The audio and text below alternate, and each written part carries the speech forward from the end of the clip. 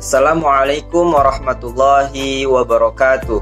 Perkenalkan, nama saya Al-Musjan. Saya mahasiswa Yayan Fatahul Muluk Jayapura. Di sini saya akan menjawab beberapa pertanyaan yang terkait dengan dasar-dasar pendidikan. Yang pertama, bagaimana inovasi penyelenggaraan pendidikan di era digital seperti saat ini?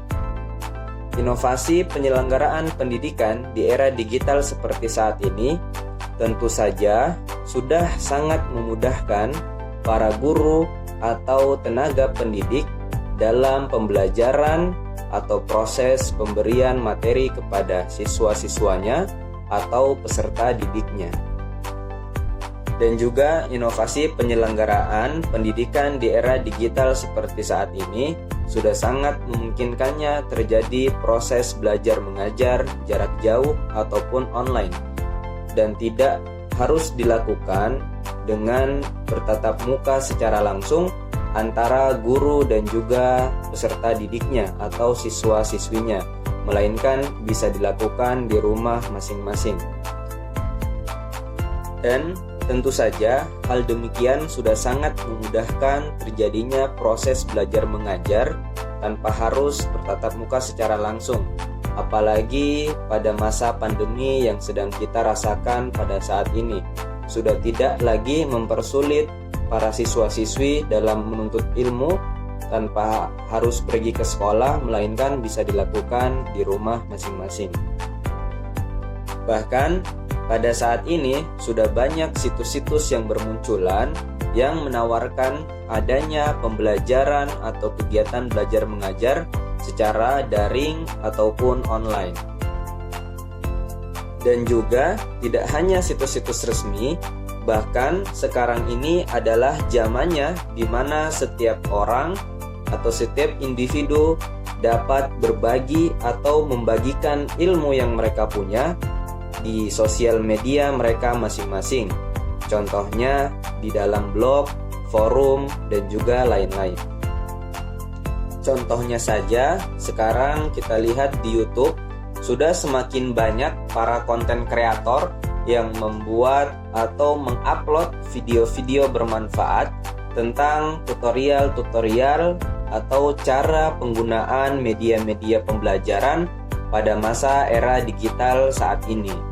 Secara tidak langsung, inovasi yang dilakukan pada era digital saat ini sudah membuka dan juga menyediakan lapangan pekerjaan bagi kaum muda-mudi yang ada di bangsa dan juga negara ini. Yang kedua, jelaskan faktor-faktor yang mempengaruhi berkembangnya masalah pendidikan. Faktor-faktor yang mempengaruhi berkembangnya masalah pendidikan, yang pertama adalah perkembangan iptek atau ilmu pengetahuan teknologi dan juga seni. Tentu saja perkembangan iptek dan juga seni sangat mempengaruhi masalah pendidikan yang ada di era digital pada saat ini. Yang kita ketahui di mana setiap orang atau individu bagi siapapun yang ingin menuntut ilmu sudah tidak terlalu sulit pada masa era digital seperti ini, karena berbagai bidang pengetahuan atau bidang ilmu bisa diakses di mana saja dan kapanpun mereka mau. Kemudian, faktor yang kedua adalah laju pertumbuhan penduduk. Dan yang ketiga adalah aspirasi masyarakat. Dan faktor yang keempat atau faktor yang terakhir adalah keterbelakangan budaya dan juga sarana kehidupan. Laju pertumbuhan penduduk tentu saja mempengaruhi berkembangnya masalah pendidikan di suatu daerah atau negara tersebut. Karena semakin tahun, pasti makin banyak jumlah penduduk yang bertambah di daerah tersebut, maka semakin banyak pula lembaga-lembaga pendidikan yang harus disediakan oleh pemerintah daerah atau negara tersebut. Yang selanjutnya adalah aspirasi masyarakat. Tentu saja, aspirasi yang dilakukan oleh masyarakat atau penduduk setempat terhadap suatu lembaga pendidikan akan sangat mempengaruhi berkembangnya lembaga pendidikan yang ada di daerah tersebut. Contohnya, semakin banyak dan semakin baik aspirasi masyarakat yang diberikan, maka akan semakin baik pula perkembangan pendidikan yang akan terjadi di daerah atau negara tersebut. Dan faktor yang keempat adalah keterbelakangan budaya dan juga sarana kehidupan. Tentu saja keterbelakangan budaya dan juga sarana kehidupan yang ada di suatu daerah atau negara bisa saja sangat mempengaruhi berkembangnya pendidikan di daerah tersebut.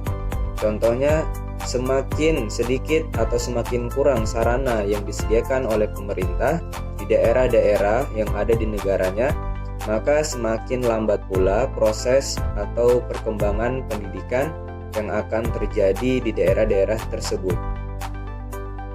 Pertanyaan ketiga, jelaskan pengaruh sosial media terhadap perkembangan pendidikan yang ada di Indonesia. Ada satu istilah yang saya ketahui, istilah itu berbunyi no medsos, no life. Hal ini tentu saja ingin menggambarkan bahwasanya media sosial saat ini sudah memainkan peran penting pada kehidupan sekarang tanpa memandang batas usia.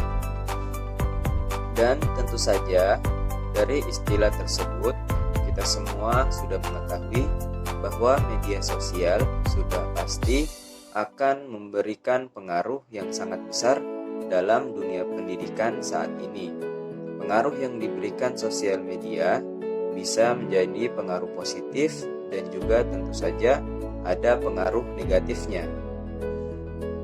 Salah satu contoh positif yang diberikan oleh media sosial terhadap dunia pendidikan saat ini adalah dia dapat memudahkan para siswa untuk mengumpulkan informasi, menambah wawasan, dan juga berinteraksi dengan orang lain.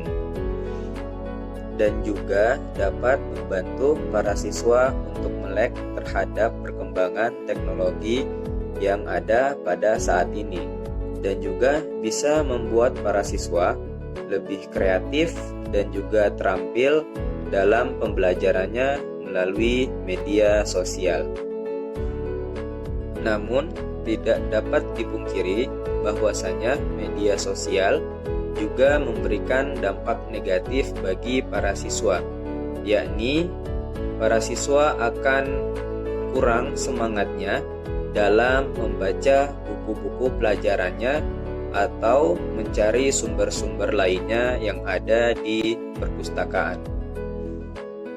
Karena menurut para siswa, hal-hal tersebut akan terlalu ribet dan juga dapat membuat para siswa menjadi malas belajar karena terlalu sibuk dengan media sosial, dan juga akan menimbulkannya kurangnya interaksi yang dilakukan oleh siswa, sehingga akan terdapat kesulitan ketika adanya pembelajaran tatap muka, khususnya ketika para siswa diminta untuk berkomunikasi.